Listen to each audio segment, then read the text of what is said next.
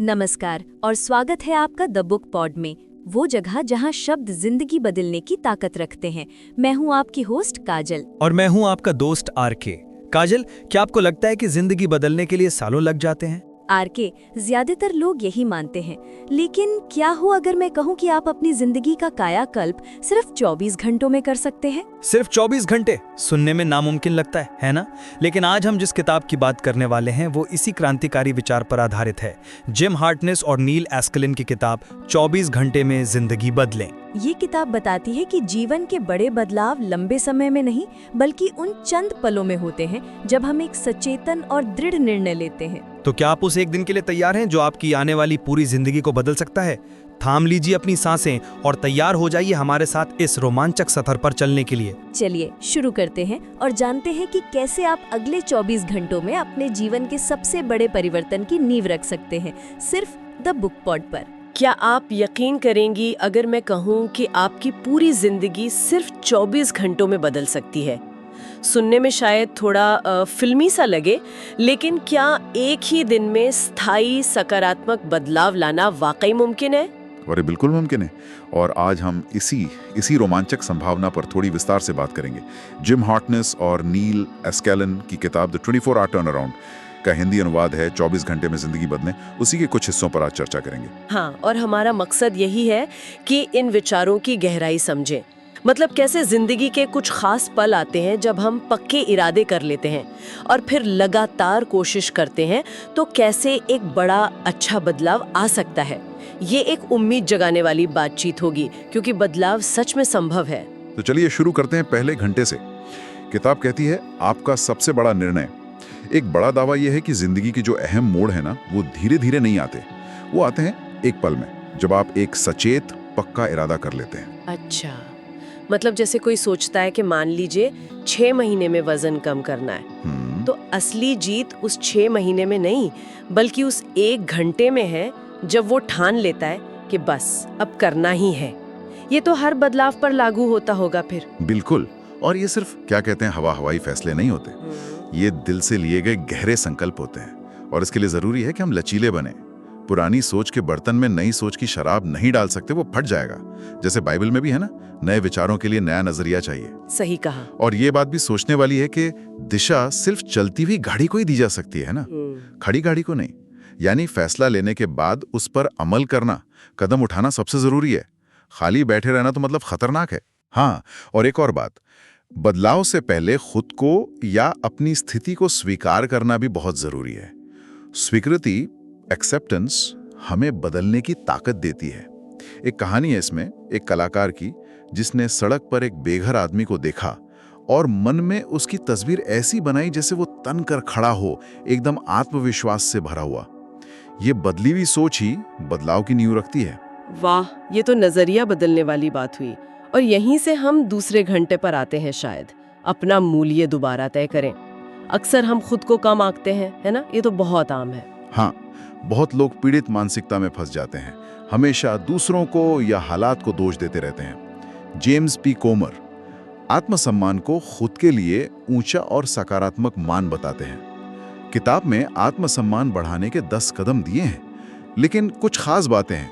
अपने असली स्वरूप को पहचानना और अपना मूल्य दोबारा तय करना। अपना मूल्य दोबारा तय करना, ये कैसे होता है? मतलब सुनने में थोड़ा अजीब लगता है। इसे ऐसे समझिए, एक कोरा कागज है, शायद कुछ पैसे का हो, पर उस पर आप $1000 लिख दें तो उसका मूल्य बदल गया ना। या फिर बाइबल में उड़ाऊ बेटे की कहानी है। जब वो लौटता है तो पिता नौकरों से कहता है, इसके लिए सबसे अच्छा वस्त्र लाओ। इससे बेटे की खुद के बारे में सोच बदल जाती है। एक और कहानी है जॉनी लिंगो की, जिसने सारेटा के लिए 8 गायें दी, जबकि सब उसे एक गाय वाली औरत ही समझते थे।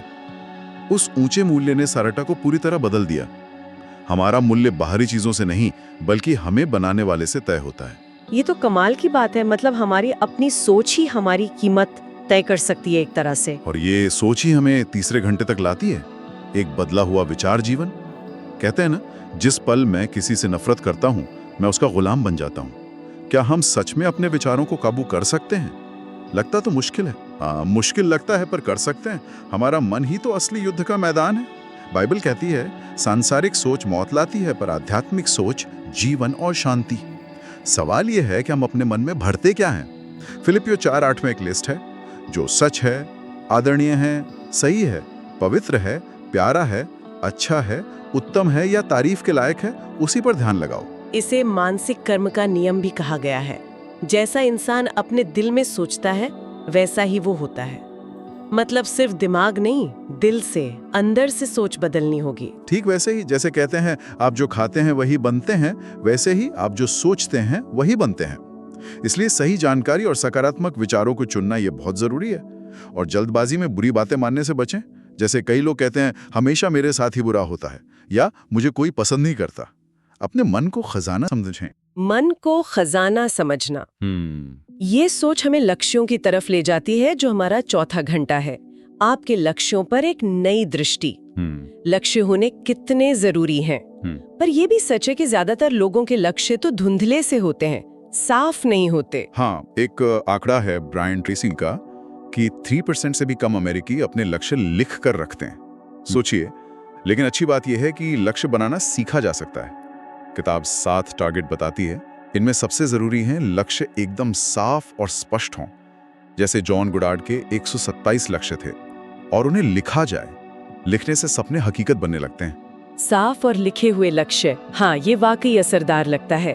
और ये हमें 5वें घंटे की ओर ले जाता है, ऊंची अपेक्षाएं रखना। क्या उम्मीदों में सचमुच इतनी ताकत होती है? बहुत ज्यादा। एक अध्ययन है डॉक्टर हेजल मार्कस का। वो बताता है कि जो लोग साफ तौर पर देख सकते हैं कि वो क्या बनना चाहते हैं, वो खुद को बेहतर बना पाते हैं। मानसिक तस्वीर बनाना, जिसे मेंटल इमेजरी कहते हैं, ये कमाल का काम करता है। डिबोरा फेल्स का अध्ययन था जिसमें खिलाड़ियों ने मैच से पहले मानसिक जीत देखी और उनका प्रदर्शन सच में सुधरा। आशा एक दवा की तरह है। मतलब हमें यकीन करना होगा कि हम कर सकते हैं। वो जो लिखने वाली बात है, मैं विश्वास करती हूँ कि मैं कर सकती हूँ, और फिर उसे आजमाना। बिल्कुल। सकारात्मक उम्मीदें हमें चुंबक की तरह सफलता की ओर खींचती हैं। हमें अनुभवों को वो मायने देने होंगे जो हमें आगे बढ़ाएं, न कि पीछे खींचें। सकारात्मक नतीजा चुनना एक कला है, ये हमें सीखना होगा। और ये नजरिया ही सब कुछ है ना, जो हमें छठे घंटे पर लाता है। नजरिए का बड़ा परिवर्तन। क्या नजरिया बदला जा सकता है? मुझे तो लगता था ये हमारी आदत बन जाती है, बदलना मुश्किल है। आदतें बदली जा सकती हैं। पीटर अश्वथ कहते हैं, नजरिया एक उद्देश्य बनाया गया आभास है जिसे हम चुन सकते हैं। हाँ, हमारा नजरिया हमारी संस्कृति, परिवार, अनुभवों से बनता है, लेकिन हम इसे बदल सकते हैं। अक्सर हमारा एक मुख्य नजरिया होता है जो हर चीज को रंग देता है। जैसे कोई मान ले कि एक खास शहर के लोग हमेशा रूखे होते हैं, या कोई हमेशा नकारात्मक ही सोचता है। हाँ, बिल्कुल। और ये अंदर की दुनिया ही बाहर का अनुभव तय करती है। कम आत्मविश्वास के कई संकेत होते हैं, लेकिन कॉन्फिडेंस का मतलब ही है विश्वास के साथ जीना। हमें निराशावाद की जगह कृतज्ञता का नजरिया चुनना चाहिए। बार्नेट हेल्सबर्ग कहते हैं, कृतज्ञता न होना मतलब आप आध्यात्मिक घटिया इलाके में रह रहे हैं। कृतज्ञता और निराशा एक साथ टिक ही नहीं सकते। कृतज्ञता चुनना, ये एक शक्तिशाली बदलाव है। और बदलाव अकेले नहीं होता, शायद हमें साथी चाहिए। ये हमें 7वें घंटे पर लाता है। अपनी नई टीम चुने। एडमंड हिलरी अकेले एवरेस्ट पर नहीं चढ़े थे, तेनजिंग नोर्गे साथ थे। ये उदाहरण बिल्कुल सही बैठता है। बिल्कुल। हमें यह देखना होगा कि हमारे आसपास के लोग, हमारी टीम हमें ऊपर उठा रहे हैं या नीचे खींच रहे हैं।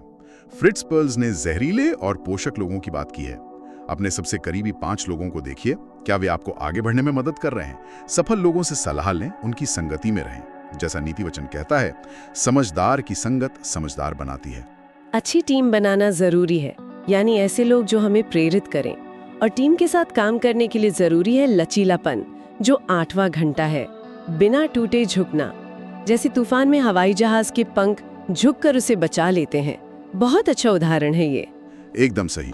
कार्नेगी फाउंडेशन का एक अध्ययन कहता है कि 85% सफलता रवैये और लोगों से व्यवहार पर निर्भर करती है, और इसमें लचीलापन बहुत अहम है। सफल नेता हालातों के अनुसार ढल जाते हैं। पुराने तरीके हमेशा काम नहीं करते। लोगों को जीतने के लिए पहले उनके दिल जीतने होते हैं। विचारों से पहले व्यक्तित्व मायने रखता है। जीत जीत की सोच रखनी चाहिए। मतलब मैं की जगह हम पर जोर देना और खुले दिमाग से समझौता करने को तैयार रहना। हाँ, लचीली सोच अक्सर सिर्फ सकारात्मक सोच से ज्यादा काम आती है। और जब हम बदलाव के लिए तैयार होते हैं तो हमें अपने डर का सामना करना पड़ता है। ये हमें 90 घंटे पर लाता है। हानिकारक डर को अलविदा कहें। डर, उफ, ये तो बहुत बड़ा मुद्दा है। कितने लोग डर के मारे आगे ही नहीं बढ़ पाते। बाइबल में भी कहते हैं 365 बार कहा गया है डरो मत, हर दिन के लिए एक बार। हमें ये समझना होगा कि हम डर से चल रहे हैं या इच्छा से।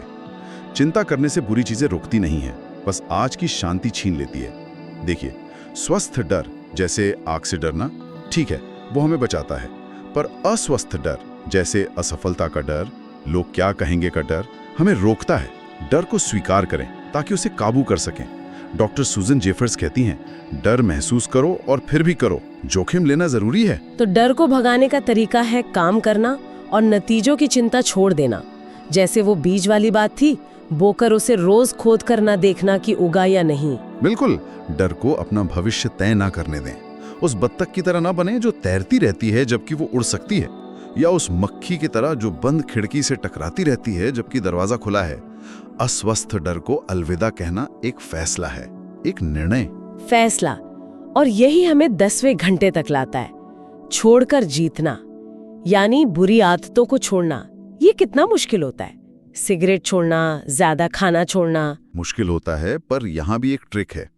ध्यान बुरी आदतें छोड़ने पर नहीं, अच्छी आदतें अपनाने पर होना चाहिए। बेंजामिन फ्रैंकलिन रोज अच्छी आदतें बनाते थे। एक कहानी है विलियम डैनफोर्थ की, थोड़ा अतिरिक्त प्रयास, कि वो ताकत दिखाती है छोटी छोटी अच्छी आदतों की। निर्णय लेना भी एक आदत है जिसे सीखा जा सकता है। मतलब अंदर बदलाव पहले लाना होगा। जैसे वो कृषि स्टोर का साइन था, अगर फसल पसंद नहीं तो बीज जांचो। ये बात मुझे बहुत अच्छी लगी। एकदम। प्यार और खुद को स्वीकार करना अच्छी आदतों के बीज हैं। विनाशकारी नहीं, सकारात्मक आदतें डालें। हम अपने व्यवहार को नियंत्रित कर सकते हैं, ये विश्वास रखना होगा। व्यवहार और भावनाएं तो बहुत जुड़े हैं। ये 11वां घंटा है, अपनी भावनाओं पर काबू रखें। गुस्सा, चिड़चिड़ाहट, रोड रेज, ये सब कितना नुकसान करते हैं। हाँ, और इन्हें काबू किया जा सकता है। सबसे पहला कदम अपनी भावनाओं की जिम्मेदारी लेना।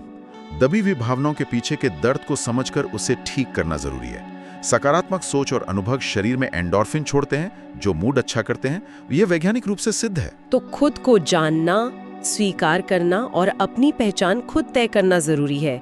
क्या दिल से लिए गए फैसले ज्यादा सही होते हैं, जैसा पहले भी बात हुई थी? बाइबल कहती है, जैसा वो अपने दिल में सोचता है और जो दिल में भरा है वही मुंह पर आता है। निर्णय दिमाग के साथ दिल से भी होने चाहिए। एक तरीका है, नकारात्मक भावनाओं की लिस्ट बनाएं और एक एक करके उनसे निपटें। सबसे बुरी वाली से शुरू करें। दिल और दिमाग दोनों को खुराक चाहिए, जो हमें 12वें घंटे पर लाता है। अपने डेटा बैंक में क्रांति लाएं, यानी सीखते रहना जिंदगी भर। चार्ल्स ट्रेमेंडस जोन्स ने कहा था, 5 साल में आप वही रहेंगे सिवाय 2 चीजों के, जिनसे आप मिलते हैं और जो किताबें पढ़ते हैं। सफल लोग हमेशा सीखते रहते हैं। सुनना एक बहुत बड़ी कला है। दूसरों के अनुभवों से सीखें। और जानकारी ज्यादा हो जाए तो? आजकल तो इतना कुछ है पढ़ने सुनने को, इन्फॉर्मेशन ओवरलोड हो जाता है। दिमाग फिल्टर कर लेता है। चिंता ना करें। बिस्तर के पास एक अच्छी प्रेरक किताब रखें। रोज 10 पेज पढ़ें। के नीलिच की कहानी है जिसने सेल्फ हेल्प किताबें पढ़ के सफल बिजनेस खड़ा कर दिया। और जो सीखा है उसे फौरन इस्तेमाल में लाएं। रहस्य, जितना दें उससे ज्यादा ग्रहण करें। सीखते रहें। ग्रहण करना और इस्तेमाल करना, समय का सही इस्तेमाल भी इसी से जुड़ा है। 13वां घंटा, अपने दिन को दोबारा व्यवस्थित करें। हॉरिस मान ने कहा था, खो गए 2 सुनहरे घंटे, हर एक में 60 हीरे के मिनट जड़े थे। समय कितना कीमती है। समय सबसे कीमती चीज है, पैसे से भी ज्यादा। इसे मैनेज करने के कुछ सिद्धांत हैं। वर्तमान में जिएं, अपने काम का मूल्य तय करें, योजना बनाएं और प्राथमिकता दें। आइजनहावर मैट्रिक्स याद है? जरूरी, गैर जरूरी, तुरंत, बाद में। स्मार्ट काम करें, सिर्फ मेहनत नहीं। टालम टूल से बचें और सबसे जरूरी मंत्र, इसे अभी करें। Do it now. 1 मिनट भी बहुत कीमती हो सकता है। समय की तरह पैसा भी अहम है। 14वां घंटा, अपने धन को अधिकतम करना। पैसे को लेकर कितने अलग अलग विचार हैं। कोई इसे बुरा मानता है, कोई सब कुछ। पैसा ना अच्छा है ना बुरा, वो बस एक साधन है। अर्थ हम देते हैं। खुद को मालिक नहीं, पैसों का प्रबंधक, स्टीवर्ड समझें। पैसा कमाने के लिए दूसरों को मूल्यवान सेवा या वस्तु देनी होती है। हेनरी फोर्ड ने कहा था, पैसा लोगों को बदलता नहीं, उनका असली चेहरा सामने ला देता है। तो पैसों को बढ़ाने का तरीका क्या है? निवेश। हाँ, वित्तीय सुरक्षा की योजना बनाएं। किताब में टेक 5 योजना बताई है। अपनी आय का 5% निवेश करें और जो ब्याज मिले उसे भी वापस निवेश करें। लगातार नियमित रूप से निवेश करने से धन आदत बन जाता है। जैसा जॉन जैकब एस्टर ने कहा था, बीज बोते रहना है। धन और सेहत दोनों जरूरी हैं। 15वां घंटा, आपके शरीर का नया जन्म। डाइट का चलन तो कभी खत्म नहीं होता, हर रोज नई डाइट आ जाती है। पर ध्यान खाने से हटाकर खुद पर लाना होगा। जब आत्ममूल्य बढ़ता है ना, तो अच्छा दिखने और महसूस करने की इच्छा भी अपने आप बढ़ती है। शरीर हमारे विचारों पर प्रतिक्रिया करता है। संतुलित भोजन, सही पोषण और व्यायाम, ये तीनों स्तंभ हैं। अक्सर लोग व्यायाम को भूल जाते हैं या उसे सबसे कम जरूरी समझते हैं ना? हाँ, व्यायाम वो गुम कड़ी है। इसे रोज की आदत बनाना जरूरी है। ये न सिर्फ शरीर बल्कि भावनात्मक स्वास्थ्य के लिए भी बहुत अच्छा है। नीति वचन में भी है, खुश दिल दवा जैसा है। व्यायाम से खुशी मिलती है। शरीर के साथ हमारा बाहरी रूप भी मायने रखता है। 16वां घंटा, विजेता का भाव।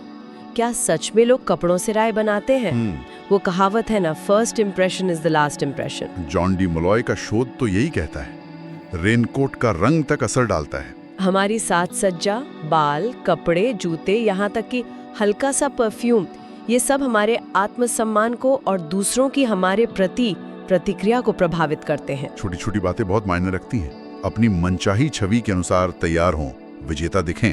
विजेता दिखना और विजेता बनना। 17वां घंटा इसी से जुड़ा है।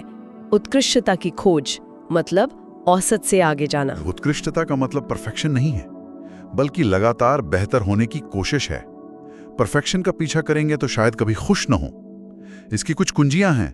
औसत से संतुष्ट ना हो, छोटी बातों पर ध्यान दें, पूरी तरह समर्पित हों, नैतिकता बनाए रखें, उत्साह बनाए रखें, हमेशा उम्मीद से ज्यादा करें, 1 मील आगे जाएं और लगातार सुधार करते रहें। हमेशा 110% दें। आता है 18वां घंटा है, बिल्कुल नया हृदय। यहाँ दिल का मतलब सिर्फ वो अंग नहीं जो धड़कता है, बल्कि हमारा असली केंद्र है ना? हाँ, सच्चा दिल सच्चाई और पवित्रता पर आधारित होता है। प्रेम करने वाला दिल दूसरों की परवाह करता है। साफ दिल माफ करने और प्यार करने वाला होता है।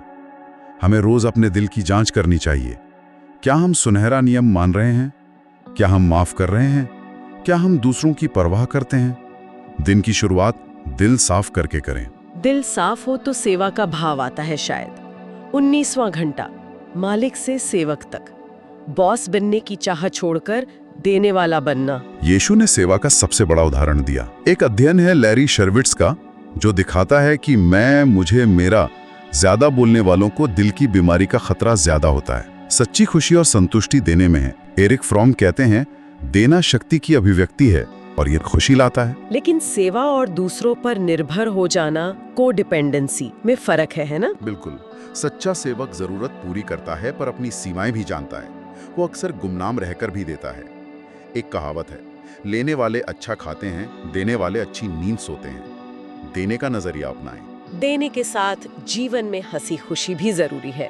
20वां घंटा, हंसी की जीवन शैली। क्या हास्य बोध सीखा जा सकता है? कुछ लोग तो बिल्कुल सीरियस रहते हैं। हाँ, सीखा जा सकता है। ये सिर्फ चुटकुले सुनाना नहीं है, बल्कि जीवन को हल्के फुल्के अंदाज में देखना है। हंसी सेहत के लिए अच्छी है, ये तो अरस्तु से लेकर आज के डॉक्टर तक मानते हैं। रीडर्स डाइजेस्ट इसे बेस्ट मेडिसिन कहता है। जल्दी मुस्कुराना सीखें, खुद पर हंसें, अपने अंदर के बच्चे को जगाएं, खुश मिजाज लोगों के साथ रहें और खुलकर हंसें, संकोच ना करें। हंसी और उत्साह साथ साथ चलते हैं। 21वां घंटा, उत्साह के साथ तरक्की करें।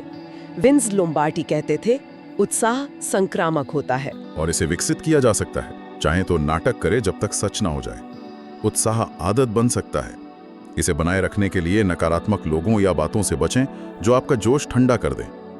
उत्साह और निराशावाद एक साथ नहीं रह सकते। अपनी बैटरी रिचार्ज करते रहें, नई चीजें सीखें, नए लक्ष्य बनाएं। रोज एक ऐसा काम चुनें जिसमें उत्साह चाहिए और उस पर फोकस करें। उत्साह बनाए रखने के लिए रोज नयापन चाहिए। 22वां घंटा, दैनिक नवीनीकरण की कुंजी। कहीं हम रोज एक ही ढर्रे पर चलकर बोर होकर थक तो नहीं जाते? ऐसा अक्सर होता है। तनाव और अवसाद अक्सर हमारी आंतरिक प्रतिक्रियाएं होती हैं, बाहरी दुनिया की साजिश नहीं। रोजाना नवीनीकरण बहुत जरूरी है। प्रार्थना और ध्यान इसमें बहुत मदद करते हैं। रोज कुछ पल शांति से बिताएं, ईश्वर पर निर्भर रहें, उसकी रचनात्मकता से प्रेरणा लें। पुरानी चीजों को नए तरीके से करें। इसमें सचेत प्रयास लगता है, अपने आप नहीं होता। प्रयास और लगन, 23वां घंटा इसी पर है, लगन की शक्ति। आजकल लोग जल्दी सफलता चाहते हैं, जैसे लॉटरी लग जाए। और आखिरी चोट पर पत्थर टूटा। पर क्या पहले की चोटें बेकार थी? नहीं। टोयोटा भी लगन का एक बेहतरीन उदाहरण है। ज्यादातर लोग बहुत जल्दी हार मान लेते हैं। तो लक्ष्य पर टिके रहना है, रोज थोड़ा आगे बढ़ना है, चाहे कितना भी धीरे क्यों ना हो। हाँ, रोज खुद से पूछें, आज मैंने अपने लक्ष्य की ओर क्या कदम बढ़ाया। स्थिर चढ़ाई, हर पायदान महत्वपूर्ण है, चलते रहना है। और इन 23 घंटों के बाद आता है 24वां घंटा। अपने नए व्यक्तित्व का जश्न मनाएं। हमने इतने सारे पहलू देखे, शारीरिक, मानसिक, भावनात्मक, आध्यात्मिक। क्या ये सब मिलकर एक नया आप बनाते हैं? बिल्कुल। जीवन में बदलाव गहरे व्यक्तिगत फैसलों से आता है, और जिस पल आप फैसला लेते हैं वही हकीकत बन जाता है। आपका बदला हुआ व्यक्तित्व आपकी बातों में झलकेगा। जैसे ये होता है कहने की जगह मैं चुनता हूं कहना, मैं नहीं कर सकता की जगह मैं नहीं करूंगा कहना, क्यों की जगह क्या और कैसे पूछना। मतलब बदलाव अंदर से शुरू होता है और बाहर धीरे धीरे दिखने लगता है। एकदम। चरित्र दबाव में निखरता है। अपनी पहचान दूसरों की राय पर आधारित ना करें। तूफान में बाज बने जो तूफान के ऊपर उड़ता है, ना कि टीसा जो छिप जाता है। और सबसे जरूरी, अपनी यात्रा का, अपनी प्रगति का जश्न मनाएं। सफलता की चाबी आप खुद हैं। कहानी अभी खत्म नहीं हुई है, आगे के अध्याय लिखने बाकी हैं। ये किताब तो वाकई ऐसी लगती है जैसे साल में एक बार पढ़कर अपनी प्रगति जांचनी चाहिए। अपनी जड़ें गहरी करें और शाखाएं फैलाएं। तो सार यही है, गहरा बदलाव एक पक्के इरादे और जीवन के कई पहलुओं में लगातार कोशिश से आता है, और इसकी शुरुआत अंदर से होती है। बदलने की ताकत आज इसी वक्त आपके हाथ में है, आपके फैसलों में है। तो आप सोचने वाली बात ये है, आज आप वो कौन सा एक पक्का इरादा करेंगे जो आपके आने वाले कल को संवारेगा, या आपके व्यक्तित्व का कौन सा पहलू है जिसका जश्न मनाने का वक्त आ गया है। बदलाव आपसे बस एक फैसले की दूरी पर है। तो दोस्तों, ये थी वो चिंगारी जो आपके अंदर बदलाव की आग जला सकती है। जीवन के बड़े परिवर्तन एक पल के निर्णय का ही परिणाम होते हैं। 24 घंटे में जिंदगी बदले हमें याद दिलाती है कि बदलाव के लिए सही समय का इंतजार नहीं करना है, बल्कि उस पल को खुद बनाना है। कायाकल्प की प्रक्रिया उसी पल शुरू होती है जब आप बदलने का फैसला करते हैं। हमें उम्मीद है कि द बुक पॉट का ये एपिसोड आपके जिंदगी में एक सकारात्मक मोड़ लेकर आएगा। अगर आपको हमारी ये कोशिश अच्छी लगी तो हमारे चैनल को सब्सक्राइब जरूर करें और इस पॉडकास्ट को लाइक करके हमारा मनोबल बढ़ाएं। और इस शक्तिशाली विचार को अपने दोस्तों और परिवार के साथ शेयर करना ना भूलें। क्या पता आपका एक शेयर किसकी जिंदगी बदल दे। आपको ये पॉडकास्ट कैसा लगा और आप अगली कौन सी किताब का ऑडियो सारांश सुनना चाहेंगे, ये हमें कमेंट सेक्शन में बताना ना भूलें। आपके सुझाव हमारे लिए बहुत कीमती हैं। और अब आज का सवाल जो सीधा इस किताब के दिल से निकलता है, ध्यान से सुनिएगा। अगर आपको अपनी जिंदगी का कोई एक पहलू अगले 24 घंटे के अंदर बदलने का निर्णय लेना हो, तो वो कौन सा एक निर्णय होगा और क्यों? अपना जवाब नीचे कमेंट बॉक्स में पूरी ईमानदारी से लिखिएगा। हमें ये जानने का इंतजार रहेगा कि आपका वो एक क्रांतिकारी निर्णय क्या होगा। मैं हूँ काजल और मैं हूँ आरके। आपसे फिर मिलेंगे एक और बेहतरीन किताब के साथ, सिर्फ द बुक पॉट पर। तब तक के लिए निर्णय लें और अपनी जिंदगी बदलें। धन्यवाद।